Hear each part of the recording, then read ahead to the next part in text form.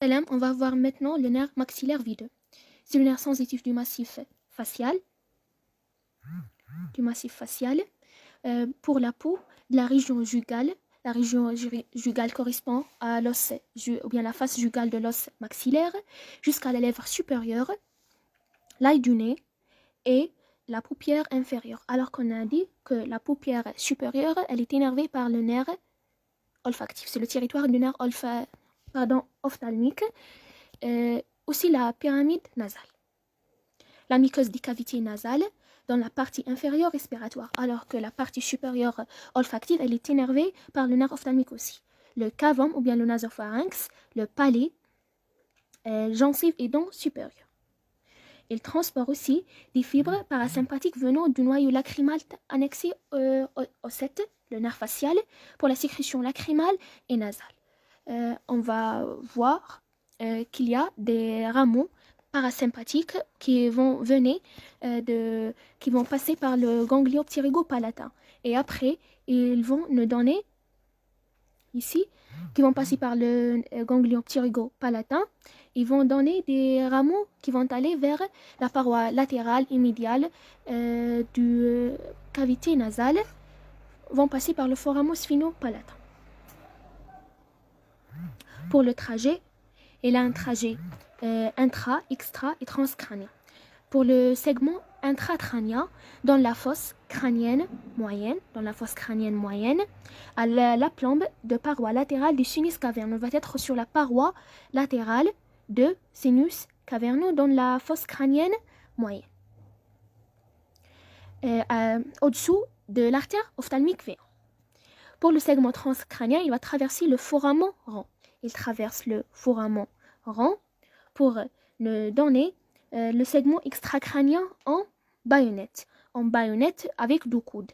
La baïonnette, c'est comme un arme, va avoir 2 coudes, ذراعين, comme ça. Ça, c'est... Pardon.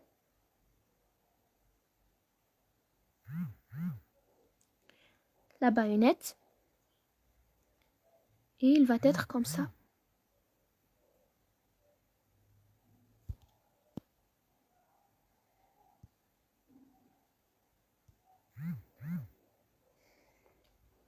Avec 2 coudes dans la fosse pterygo-palatine. Dans la fosse pterygo-palatine où se trouve le ganglion pterygo-palatin qui va recevoir des afférences du nerf maxillaire. Il va se diriger vers la fissure orbitaire inférieure. Il passe par la fissure orbitaire inférieure, puis par le sillon dans le plancher de l'orbite. Ici, dans le plancher de l'orbite, ici l'orbite. Et ça, c'est le plancher. Et pour finir, on donne le nerf infraorbitaire. Le nerf infraorbitaire qui est responsable de l'innervation de la sensitive, de la paupière inférieure, etc. Mais il nous donne aussi, avant de passer par le sillon infraorbitaire, il va nous donner le nerf zygomatique qui va s'anastomoser avec le nerf lacrymal de l'ophtalmique. Et ce nerf zygomatique va nous donner 2 branches. Le nerf zygomatico-facial et zygomatico-temporal qui vont passer par des foramens homonymes au niveau de l'os zygomatique. Notre nerf qui va traverser le foramen rond. Après, il va nous donner cette forme. Ici, le ganglion pterygo-palatin au niveau de la fosse pterygo-palatine. Il va passer par le sillon la fissure orbitaire inférieure d'abord. Ici, c'est la fissure orbitaire inférieure. Puis, il va passer par le sillon infraorbitaire. Il va finir par le nerf infraorbitaire qui sort par le foramen infraorbitaire, mais il nous donne aussi le nerf zygomatique qui se dirige en haut vers la glande lacrymale où il va s'anastomoser avec le nerf lacrymal de l'ophtalmique.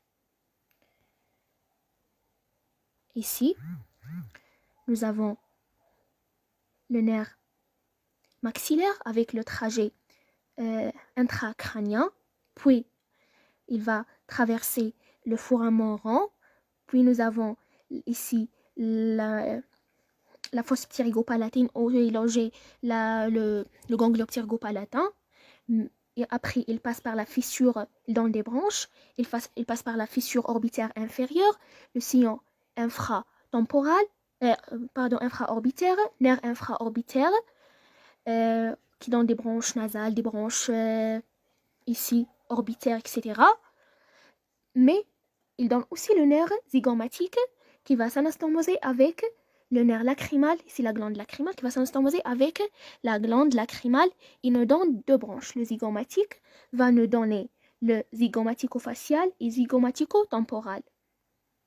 Ici, zygomatico-temporal et zygomatico-facial qui sont des branches terminales du nerf zygomatique.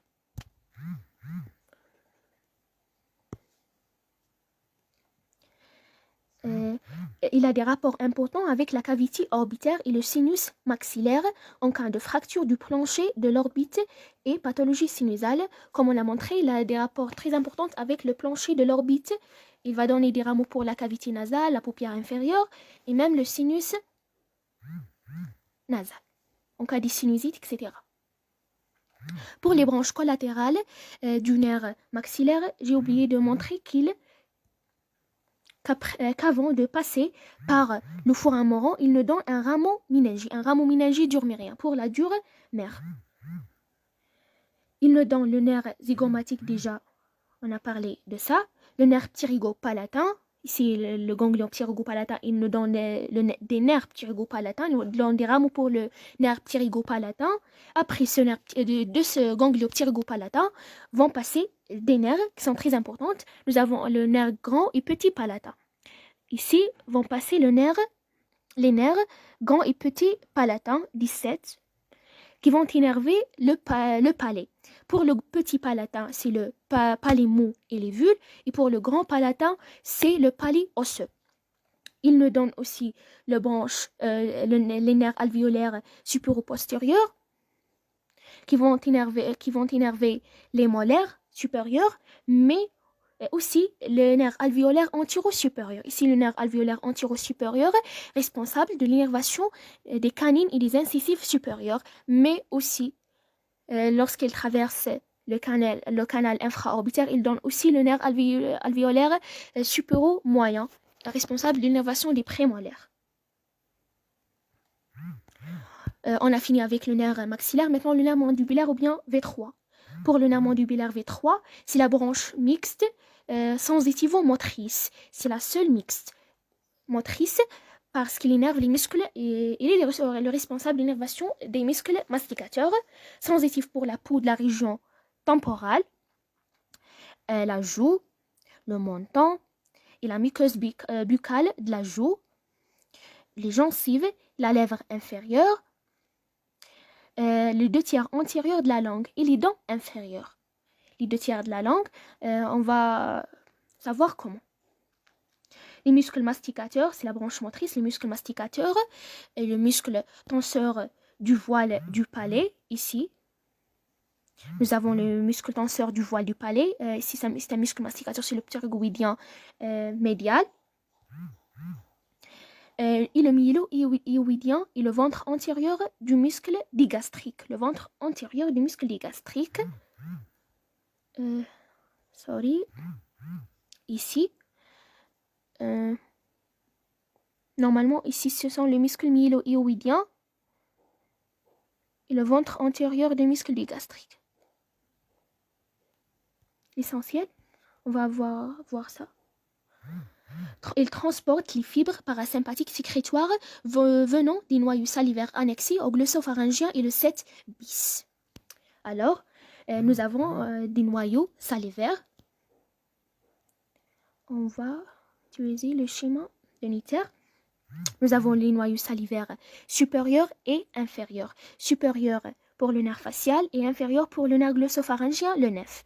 Alors, de ces nerfs vont aller des fibres parasympathiques. Ces fibres parasympathiques vont donner des rameaux pour des ganglions. Pour le nerf facial, c'est le corde du tympan. On va avoir le corde du tympan, ou bien le 7 bis. De cette nerf vont aller des fibres parasympathiques qui vont innerver les glandes sublinguales et submandibulaires.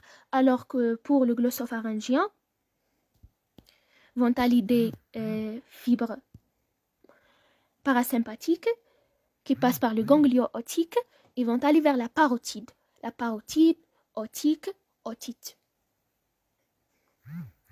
Le trajet, et là un trajet intracrânien, racine sensitive, se détache du ganglion trigeminal. Ça, c'est le trajet intracrânien. Le trajet intracrânien. Puis, transcrânien lorsqu'il traverse le foramen ovale. Extracrânien dans la fosse infratemporale entre les muscles pterygoïdiens médial, latéral et muscle tenseur du tympan. Là, c'est le segment intracrânien, transcrânien lorsqu'il traverse le foramen ovale, puis il est dans la fosse infratemporale. Ici, la fosse infratemporale.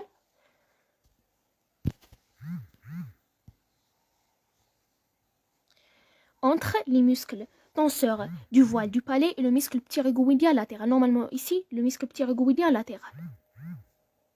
C'est le muscle pterygoïdien latéral. Ici, le muscle tenseur du voile du palais. Whatever.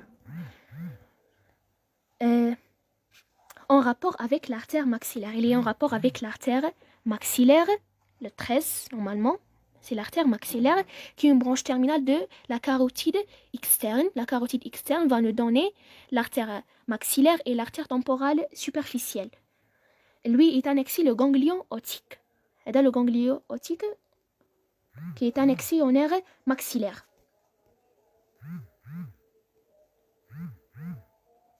Pour les branches collatérales, il nous donne aussi une branche ou bien un rameau méningé comme le maxillaire. Pour les branches terminales, il va nous donner un tronc antérieur, un tronc postérieur et le nerf auriculo-temporal, le nerf alvéolaire ou bien dentaire inférieur et le nerf lingual. Et pour montrer ça, je vais utiliser Nitter toujours.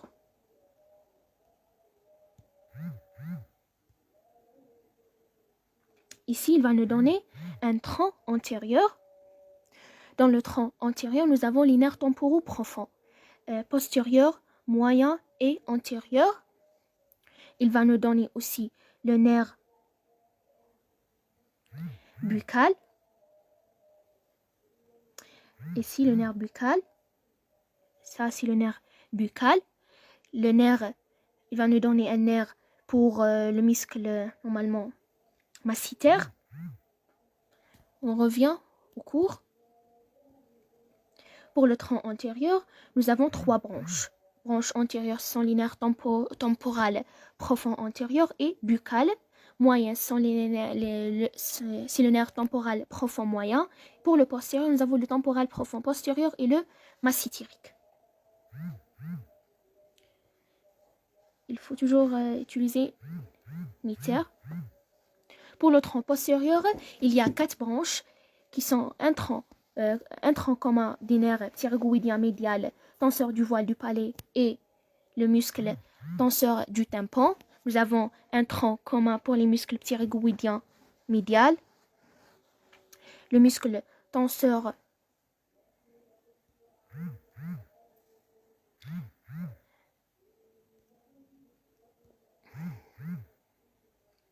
pterygoïdien médial, tenseur du voile du palais et aussi le tenseur du tympan. Le tenseur du tympan responsable du réflexe qui est responsable de protection des oreilles.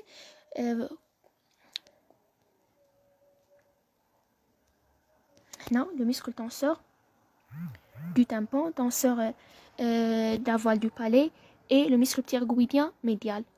Le muscle tenseur du tympan, responsable du réflexe qui protège les oreilles lorsqu'il y a du bruit.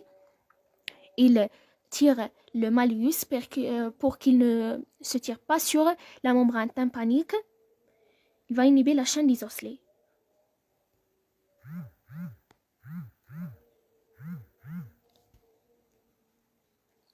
et le nerf auriculo-temporal. Ça, c'est le nerf auriculo-temporal le 17, qui est responsable de l'innervation sensitive de l'oreille externe normalement, la partie externe de l'oreille, et qui contient des fibres sécrétrices pour la parotide provenant du glossopharyngien.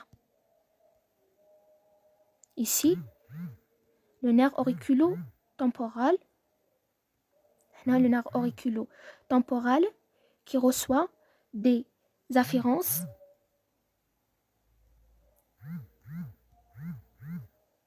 pour la parotide, des afférences parasympathiques.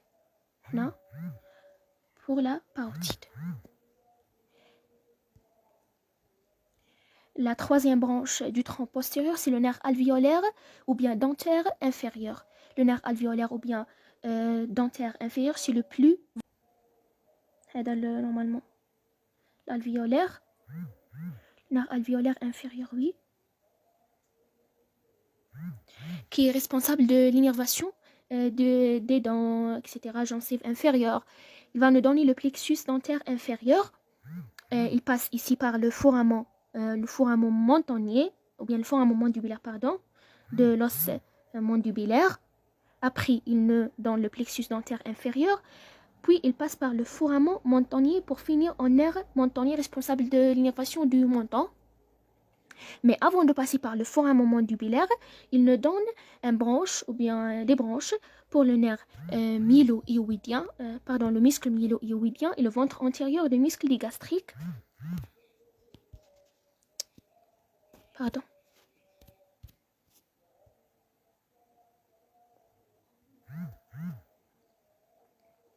Ici, il nous donne des branches pour le nerf, pour le muscle myélo-hyoïdien et le ventre antérieur du muscle digastrique. C'est le plus volumineux, le nerf alvéolaire. Il parcourt le canal dentaire inférieur, se termine en nerf montannier et donne une branche pour le myélo-hyoïdien et le ventre antérieur du digastrique. Pour le nerf lingual, la quatrième branche, il est volumineux. Le nerf lingual, ici.